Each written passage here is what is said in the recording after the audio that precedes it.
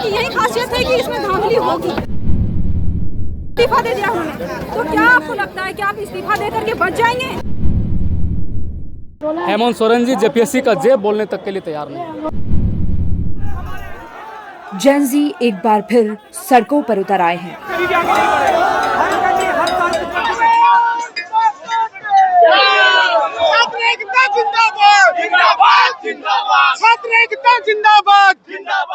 एक बार फिर देश का युवा जवाब चाहता है, बदलाव चाहता है। देश की राजधानी दिल्ली के बाद अब झारखंड का रांची सवाल और आरोपों से गूंज रहा है। सवाल ये कि कब तक परीक्षाओं में धांधली होती रहेंगी, कब तक युवा बस परीक्षाओं की तैयारी करता रहेगा।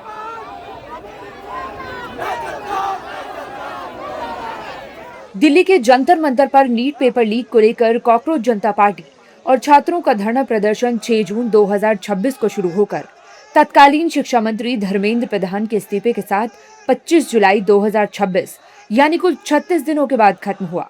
और अब दिल्ली के जंतर मंतर की तर्ज पर झारखंड की राजधानी रांची में JPSC, Jharkhand public service commission और JSSC, Jharkhand staff selection commission परीक्षाओं में गड़बड़ियों को लेकर छात्रों का आंदोलन तेज होता जा रहा है। हजारों छात्र परीक्षा प्रणाली में पारदर्शिता लाने और सीबीआई जांच की मांग को लेकर रांची के जयपाल सिंह मुंडा स्टेडियम में बैठे हैं। लेकिन आखिर ये प्रदर्शन कब, कहां और क्यों शुरू हुआ? इस प्रदर्शन की शुरुआत 25 जुलाई को मोरहाबादी स्थित बापू वाटिका से नीट आंदोलन से प्रेरित होकर एक छोटे से सत्याग्रह और धरने के रूप में हुई। 29 जुलाई को ये महाआंदोलन में बदल गया। जेपीएससी और जेएसएससी परीक्षाओं में कथित धांधली, पेपर लीक और अनियमितताओं के विरोध में हाथों में तिरंगा और संविधान की प्रतियां लेकर लगभग 5000 छात्रों ने एक विशाल संविधान मार्च निकाला। और अब ये मार्च राजधानी रांची के जयपाल सिंह मुंडा स्टेडियम तक पहुंच गई है, जहां हजारों छात्र और अभ्यर्थी प्रदर्शन कर रहे हैं। प्रदर्शनकारियों की मांग है कि कागजी गड़बड़ियों के चलते 14वीं जेपीएससी प्रारंभिक परीक्षा रद्द हो, परीक्षाओं में हुए कथित घोटालों और गड़बड़ियों की निष्पक्ष जांच केंद्रीय एजेंसी जैसे सीबीआई या ईडी से कराई जाए, परीक्षाओं को दोबारा पारदर्शी तरीके से आयोजित किया जाए, दोषियों के खिलाफ सख्त कानूनी कार्रवाई हो। झारखंड में झारखंड मुक्ति मोर्चा, जेएमएम, कांग्रेस और राष्ट्रीय जनता दल गठबंधन की सरकार है, जिसका नेतृत्व मुख्यमंत्री हेमंत सोरेन कर रहे हैं। सरकार ने इन प्रदर्शन पर प्रतिक्रिया देते हुए अब तक परीक्षा में हुई गड़बड़ियों की जांच के लिए सीआईडी जांच के आदेश दिए हैं। हालांकि आंदोलनकारियों ने सरकार के इस फैसले को पूरी तरह खारिज कर दिया है। उनकी मांग है कि जांच केवल केंद्रीय एजेंसी, सीबीआई या प्रवर्तन निदेशालय यानी ईडी से ही कराई जाए, ताकि निष्पक्षता बनी रहे। जेपीएससी परीक्षा लीक मामले में कुल 11 लोगों को गिरफ्तार किया गया है। इस विवाद के बाद जेपीएससी के पूर्व चेयरमैन एल खियांगते अपने पद से इस्तीफा दे चुके हैं।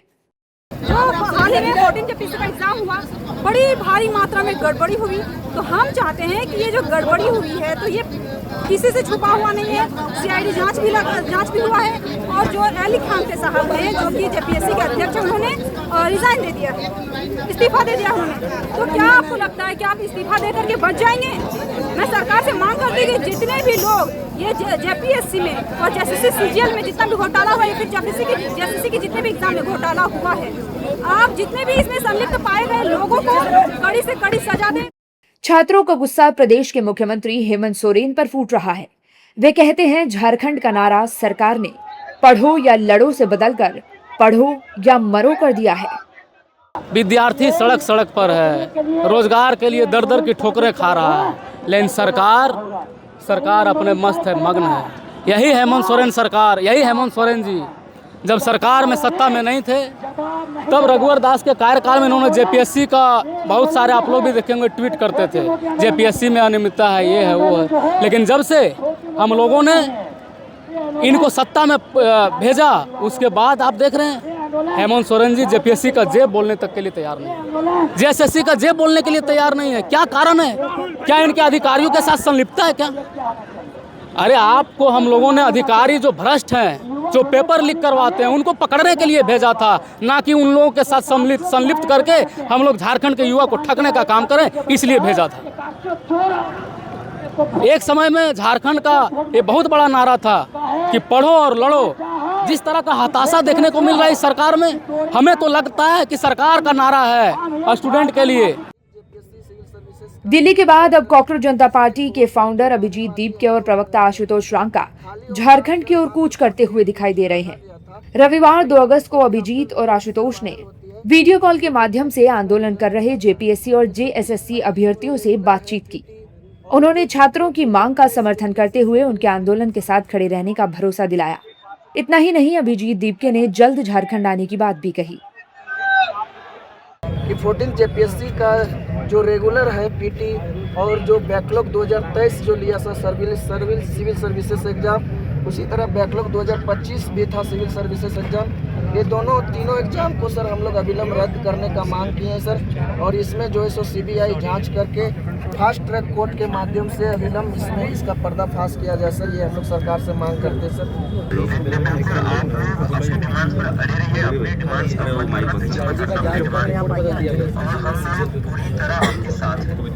हम लोग किसी सरकार का मुंह नहीं देख रहे हैं कि कौन सरकार है। सरकार की जो जिम्मेदारी है वो जनता के बीच के लिए जो भी जिम्मेदारी है उनको अपनी जिम्मेदारी को समझना पड़ेगा। यही हम लोगों की जो मांग है। रांची में कई दिनों से जारी प्रदर्शन ने राजनीतिक रंग भी लेना शुरू कर दिया है। विपक्ष राज्य सरकार पर सवाल उठा रहा है।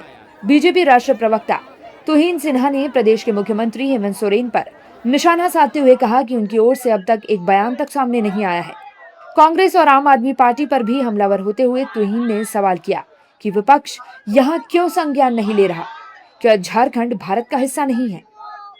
एससी और जेएसएससी एग्जाम में जो घोटाले हुए, जो सिलेक्शन में जो अनियमितताएं हुई, उसको लेकर छात्र आंदोलन थे। और जेएसएससी की अगर बात करें तो झारखंड स्टाफ सिलेक्शन कमीशन, यहाँ अपियर होने वाले बच्चे जो हैं वो बहुत ही गरीब घर से आते हैं। कुछ अपने जायदाद जो ज़मीन होता है उसको बेच कर आते हैं, कुछ घर की संपत्ति, कुछ अपनी माँ के गहने बेच कर आते हैं। तो ये लोग जो हैं पिछले 9 दिन से आंदोलित होकर रांची में प्रोटेस्ट कर रहे हैं कि आप एग्जामिनेशन सिस्टम की सुधार करें।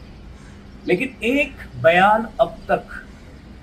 बयान जो है वो हेमंत सोरेन का नहीं आया। कितने निर्दयी और कितने संवेदनहीन होते हैं ये इंडिया अलायंस। मुझे लगता है कि राहुल गांधी, अरविंद केजरीवाल, अखिलेश यादव, ये लोग जो इतनी बड़ी बड़ी बातें करते हैं, क्या झारखंड भारत का हिस्सा नहीं है? क्या झारखंड के बच्चे अच्छा भविष्य डिजर्व नहीं करते हैं? हवा में देखिए, जेपीएससी तो एक बहुत बड़ा इशू है, पूरे राज्य का इशू है। आज भारतीय जनता पार्टी के लोगों ने यहाँ के उपायुक्त के महोदय के माध्यम से राज्यपाल को भी एक ज्ञापन हम लोग सौंपे हैं कि इसकी सीबीआई जांच हो, जेएसएससी हो, जेपीएससी हो। ये जो घोटाला हुआ, इसको क्या रूप दे सकते हैं? जो नौकरी बेचने का जो खेल चला, जो नौकरी बिक रहा है पैसा से, 70 लाख में सीओ बन जाओ, 80 लाख में डीएसपी बन जाओ, 60 लाख में बीडीओ बन जाओ, ये जो नौकरी बेचवा रहे हैं हेमंत सोरेन जी, उनको जरूर जवाब देना चाहिए। आज पूरे राज्य के जितने पढ़े लिखे लोग हैं उनको कहीं ना कहीं डिस्करेज करने का काम ये सरकार कर रहा है। सरकारी नौकरियों की तैयारी में वर्षों लगाने वाले युवाओं का कहना है कि उन्हें सिर्फ परीक्षा नहीं बल्कि एक निष्पक्ष व्यवस्था चाहिए। अब सबकी निगाहें राज्य सरकार और जांच एजेंसियों पर है कि छात्रों की मांगों पर क्या फैसला होता है। साथ ही देखना ये भी होगा कि सीजेपी इस आंदोलन में शामिल होकर इसे क्या नया रूप देती है। और सबसे बड़ा सवाल कि क्या जंतर मंतर की तर्ज पर इस आंदोलन का अंत भी इस्तीफे से होगा।